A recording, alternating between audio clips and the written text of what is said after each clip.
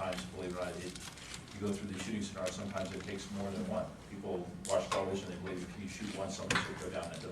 That doesn't happen. It's rare the opportunity or the rare the case that you're going to see where a single discharge of a firearm or deadly use of deadly force will stop the threat. Again, you leave it to the case investigators themselves to determine, and the judge and jury to determine what level is appropriate, what is not. But I will tell you this, is that for every officer that discharges a firearm or any weapon, it is not a decision that's taken lightly. It's a split-second one, and it affects their lives for the rest of their careers and the rest of their lives. It really does. So none of it's done in any way but trying to do their jobs.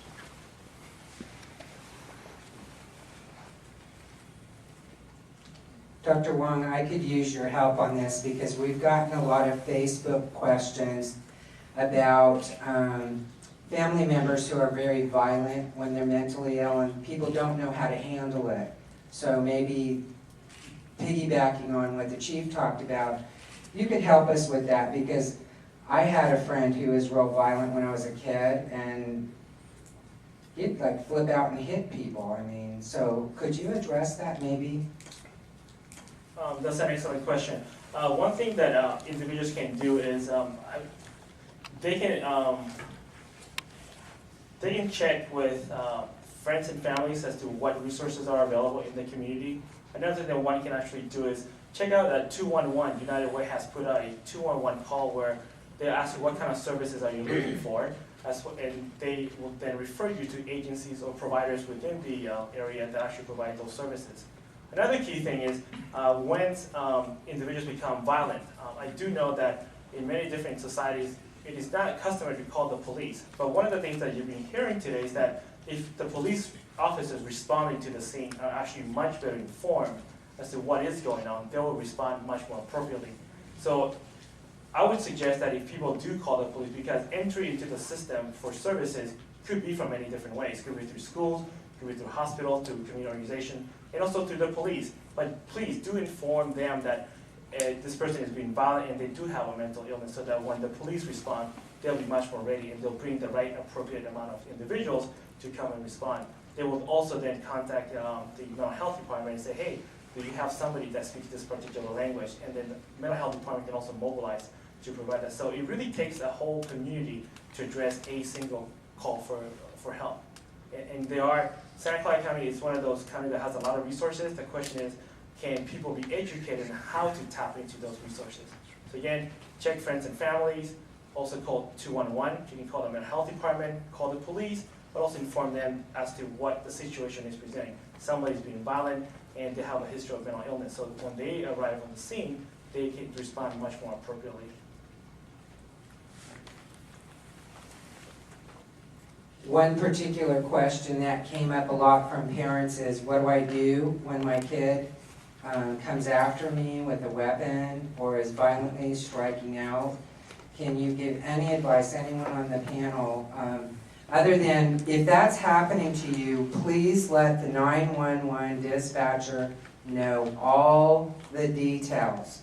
The better prepared the police are, the less likely somebody's going to get hurt. So can someone? I think for parents that have children or youth who come at them violently, my bet is that this is not the first time that it has happened. The parents know of a history of the individual coming at them aggressively. I would highly suggest that the parents can either contact their school, again, talk to the family, their friends, to ask what are some of the resources available. Because one of the things that most people think about mental illness or mental health services is that you have to be very severe or very crazy to actually get services. Mental health services are there to teach individuals how to solve stressful situations. For a child to be attacking a parent, that is a very stressful situation. Parents can learn skills and how to deflect aggressive individuals, how to talk with those individuals, maybe have the child evaluated, whether to see if they need a much more structured environment, they may need medication, they may need a different way of relating to the child so that they don't get upset and attack them all the time.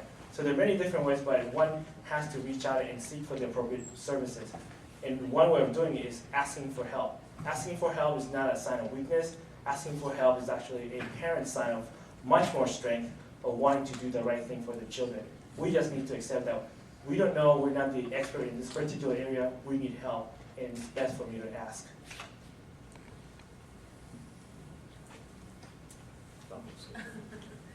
Thank you. I'd like to add to that too. I would highly recommend that, obviously this probably isn't the first time that your child has acted out that way, that the earlier that you get support services, the better off you as a family is going to be, as well as that child. So as soon as that child begins displaying that kind of erratic behavior or violent behavior, that your first step as a parent would be to seek support and some assistance. And there are different contract agencies out there, and there's also mental health facilities out there in our county. I think Santa Clara County is one of the richest areas in terms of services that are available to families.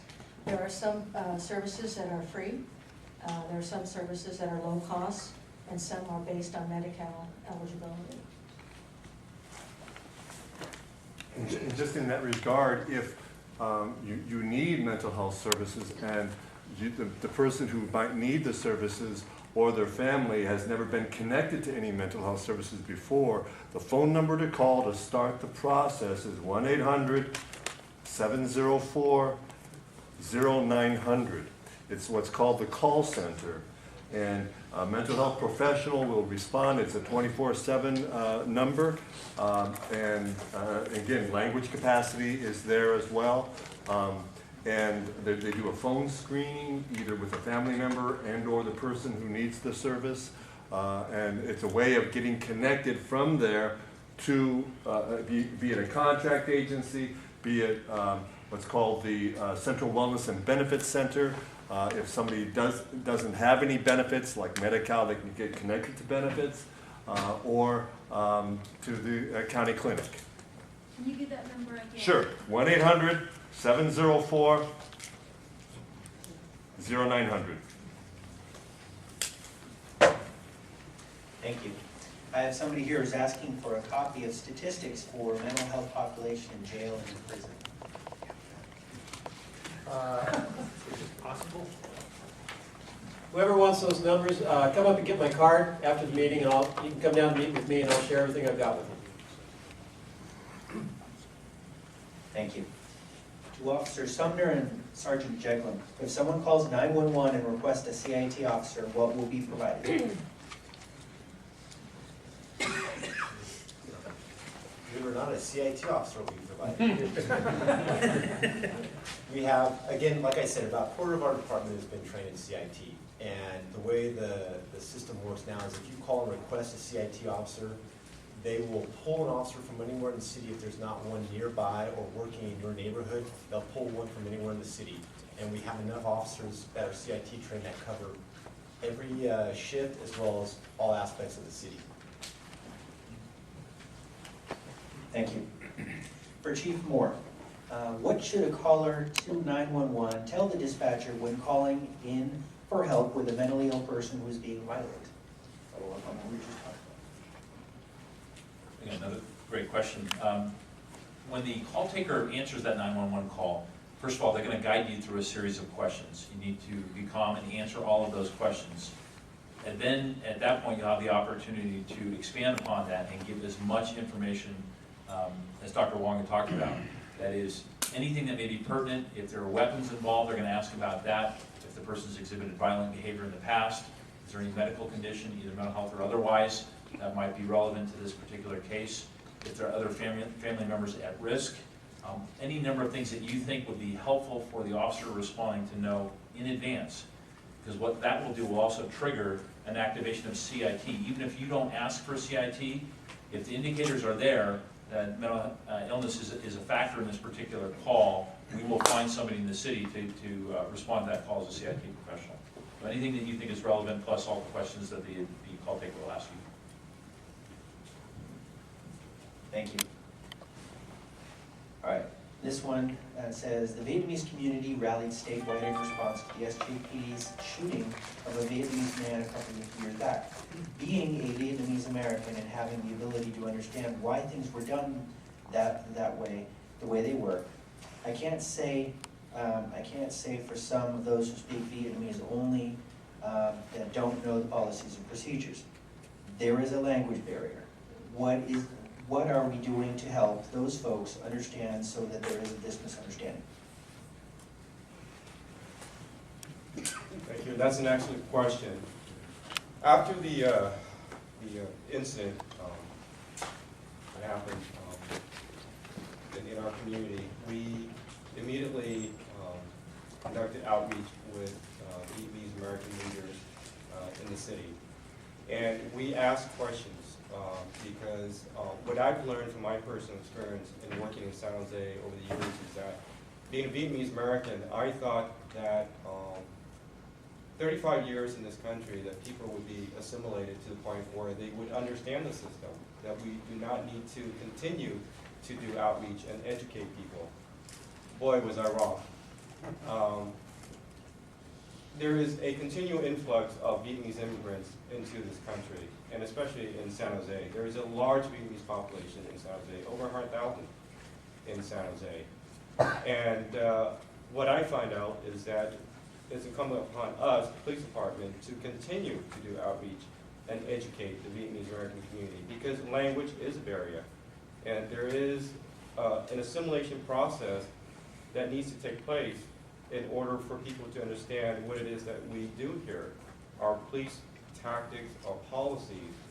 And so with that understanding, we reach out to the Vietnamese American community and ask them questions. What is it that we can do better to enhance our communication and bridge that gap with the Vietnamese American community? And VAC NorCal, one of the organizations here in town, stepped up to the plate and said, and asked if we could put together an all Vietnamese Citizens Academy, which we did.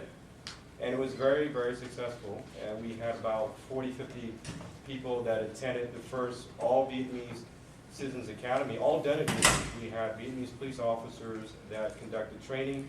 We invited folks from ACI, from the ITA, to also provide training or presentations to the participants. And I want to give a plug to ACI, because we invited ACI to attend one of the sessions. And ACI has a program for torture victims. Exactly. And they did a presentation, and one of the participants there came up afterwards, and he was in tears. He spent years in a Vietnamese re-education camp, and he had these mental health issues, but he didn't know where to go for help. And he didn't have the money to get the professional help that he needed. And because of ACI, we were able to, and because of the Vietnamese Citizens Academy, we were able to connect this one individual to ACI. Now that's a great story, but I like to see more of that. I like to see better communication between all communities and mental health resources within the county. Because as I sit here and listen to all the panel members, these experts, the one thing that stood out for me is even as a law enforcement personnel who's been in this business for over 20 years, I thought I knew all the resources that I could provide to people. If I ever, had a question from a citizen, I'm hearing about all these programs that I never heard about. And so what it tells me is that we still have a lot of work to do. And, it's an ongoing process of reaching out to different communities in our city to provide them the services that they need. And it's just not the Vietnamese American community, because, there is a large Vietnamese American community here right now, but what about 5 years from now? What about the Eastern European community? There's a large population in West San Jose also. And I know that language is a barrier for those folks also. So, it's an ongoing process that we need to continue to educate ourselves, the community, and law enforcement. The moment we think we know everything, that's when we get in trouble. So. A quick comment to follow up on what the Deputy Chief said. I think the outreach that we need to do with regards to language barriers isn't just to ethnic and cultural communities, it's to law enforcement. There's no way we can take a young officer out of the academy and train that officer to speak the 25 languages they need to know to survive and be effective in San Jose. But we can teach them some basic principles. And I know that, how many people in this room, all the ECCAC members,